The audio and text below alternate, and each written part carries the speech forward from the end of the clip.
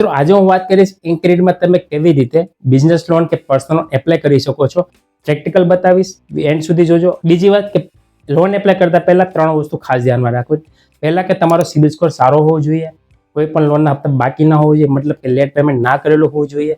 બીજું કે તમારું નોકરી કરતા હોય તો પગાર એકાઉન્ટમાં આવવો જોઈએ 15,000 થી ઉપર, અને બિઝનેસ કરતા હોય તો તમારી પાસે બિઝનેસ પ્રૂફ કે બેન્કિંગ સારું હોવું જોઈએ.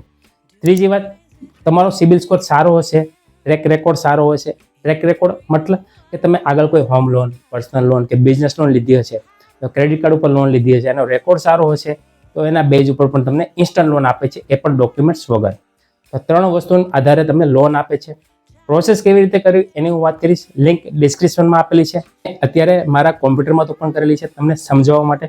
તમે આ જ પ્રોસેસ તમારા મોબાઈલમાંથી પણ કરી શકો છો. લિંક ઓપન કરશો, મોબાઈલ નંબર નાખવાનો છે, પાન નંબર નાખવાનો છે, કન્ટિન્યુ કરશો એટલે પાન કાર્ડ પ્રમાણે જે નામ હશે એ તમને બતાવશે.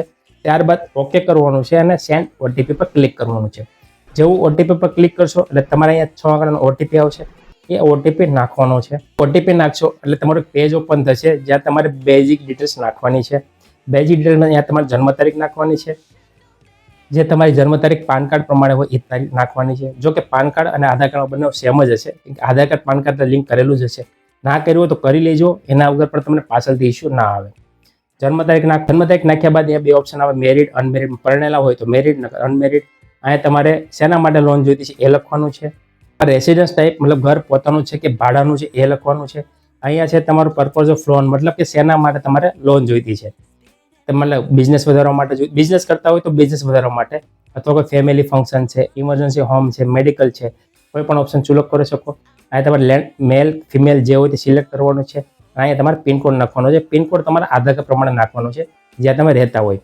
અહીંયા 2 ઓપ્શન આવશે, સેલરીડ અને સેલ્ફ એમ્પ્લોયડ. આજે જો હું પ્રોસેસ કરું છું બિઝનેસ વાળો છે એટલા માટે સેલ્ફ એમ્પ્લોયડ પર ક્લિક કરશો એટલે અહીંયા ગેટ ફેચ જીએસટી પર ક્લિક કરવાનું છે. જો એનું જીએસટી હશે તો ઓટોમેટિકલી જીએસટી નંબર, નામ, ફોર્મનું નામ આવી જશે. એ સિલેક્ટ કરીને કન્ટિન્યુ કરવાનું છે. અને જીએસટી નહીં હોય તો તમારે મેન્યુઅલ ડિટેલ્સ ફિલ કરવાની છે. તમારે છે બિઝનેસ ટાઈપ, મતલબ પ્રોપ્રાઇટરશિપ બિઝનેસ છે, પાર્ટનરશિપ બિઝનેસ છે એ લખવાનું છે. મોસ્ટ ઓફ તો પ્રોપ્રાઇટર હોવું જોઈએ. ત્યારબાદ તમારે કંપનીનું નામ, જે તમારા ફર્મનું નામ હોય એ લખવાનું છે, જેનાથી તમે બિઝનેસ કરો છો. બિઝનેસ સેટઅપ ટાઈપ મતલબ જે જગ્યા છે એ તમારી પોતાની છે, ભાડાની છે, પાર્ટનરમાં છે, કઈ રીતની છે એ લખવાનું છે. અને અહીંયા તમારે મંથલી ઇન્કમ, તમે દર મહિને કેટલું કમાવો છો, 60,000, 70,000, 90,000, જે કંઈ પણ તમે કમાતો હોય પર મહિને એ તમારે લખવાનું છે. તમે કન્ટિન્યુ પર ક્લિક કરવાનું છે. તમારી બધી ડિટેલ્સ આવશે, એકવાર ચેક કરી લેવી, પછી ચેન્જ નહીં થશે. બધી ઓકે હોય ત્યાં સ્ટાર્ટ પર ક્લિક કરવાનું છે. કર્યા બાદ તમારે એક કરશો ને ત્યારબાદ તમારે 25 થી 30 સેકન્ડની અંદર તમારે વેઇટ કરશો ને એટલે તમને અહીંયા બતાવી દેશે કે તમારી લોન થશે કે નહીં થશે, થશે તો કેટલી થશે. તો ઘણી વખત એવું થતું હોય બિઝનેસવાળા માટે કે તમારી પ્રી એપ્રુવ ન હોય અને મેન્યુઅલી થતી હોય ને તો તમારે ડાયરેક્ટ બેંકની ડિટેલ્સ ઓપન થશે, જ્યાં તમારે કરંટ એકાઉન્ટ કે જે સારું ટ્રાન્ઝેક્શન હોય એ બેંકની ડિટેલ્સ નાખવાની છે અને બેંક સ્ટેટમેન્ટ અપલોડ કરવાનું છે. અને ત્યારબાદ કન્ટિન્યુ કરવાનું છે. કે જે ઘણી વખત એવું થતું હોય છે કે પ્રી એપ્રુવ ના હોય તો તમારે બેંક સ્ટેટમેન્ટના આધારે પણ તમને લોન આપે છે. જે તમને વિડીયોના સ્ટાર્ટિંગમાં મેં કીધું છે, ત્રીજું સ્ટેપ. જો તમારે પ્રી એપ્રુવ હશે ને તો તમારે બેંક સ્ટેટમેન્ટ વગર, ઇન્કમ પ્રૂફ વગર પણ થઈ શકે. નહીં તો તમારે ઇન્કમ પ્રૂફ કે બેંક સ્ટેટમેન્ટ આપવું પડશે. તો આની ઓફર નથી તો તમારે બેંક સ્ટેટમેન્ટ અપલોડ કરીને ફાઇનલ ઓફર ચેક કરી શકો છો. એની જ જગ્યાએ જો નોકરિયાત હશે તો નોકરીવાળા માટે તમારે સેલરી પર ક્લિક કરવાનું છે. ત્યારબાદ તમારે કંપનીનું નામ લખવાનું છે કે જે કંપની તમે જોબ કરતા હોય એ કંપનીની સેલરી લખવાની છે, કેટલી સેલરી તમારા એકાઉન્ટમાં આવે છે. અને ત્યારબાદ કન્ટિન્યુ કરવાનું છે. બરાબર છે. કન્ટિન્યુ કરીને સબમિટ કરવાનું છે. ઓફર હશે તો ત્યાં તમને આ રીતનું તમે સર્ચ સેન્ડ કરશો, સબમિટ કરશો ને એટલે આવી રીતે તમારે સર્ચિંગ પેજ આવશે અને ત્યાં તમને બતાવી દેશે. ત્યાં તમારે આવી રીતે બતાવી દેશે ઓફર અનલોક 2 લાખ, મતલબ આ કસ્ટમરને 2 લાખ સુધીની લોન લઈ શકે છે. ત્યારબાદ નીચે છે ડાઉનલોડનો ઓપ્શન. જેવું ક્લિક કરશો એટલે એપ્લિકેશન ડાઉનલોડ થશે. ત્યારબાદની પ્રોસેસ તમારે કરવી પડશે. મિત્રો ખાસ વસ્તુ ધ્યાન રાખજો, એપ્લિકેશન ડાઉનલોડ કસ્ટમર મતલબ કે જો તમે લોન એપ્લાય કરતા હોય તો તમારા જ મોબાઈલમાં ડાઉનલોડ કરવાની છે. બીજી વાત, આ પ્રોસેસ તમારા રેસિડન્સ મતલબ ઘર કાં તો દુકાન પરથી જ કરવાની રહેશે.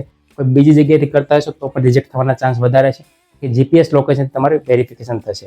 ત્રીજી વાત, કસ્ટમર કેરવાળા તરત ફોન કરશે જે તમને પૂરી મદદ કરશે.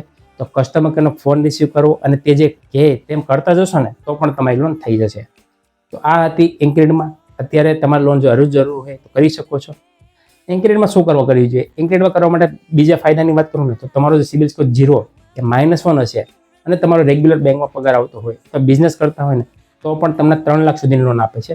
અને જો રેગ્યુલર હોય તો 10 લાખ સુધીની લોનની એલિજિબિલિટી છે. એપ્લાય કરવી હોય તો લિંક ડિસ્ક્રિપ્શનમાં આપેલી છે, જ્યાંથી તમે ઓફર ચેક કરી શકો છો. ઓફર હશે તો તમે આગળની પ્રોસેસ કરી શકો છો.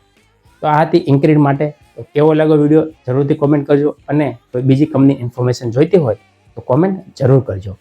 તો મળીએ નવા વિડીયોમાં નવા ટોપિક સાથે. ત્યાં સુધી ધન્યવાદ. જય હિન્દ, જય ભારત.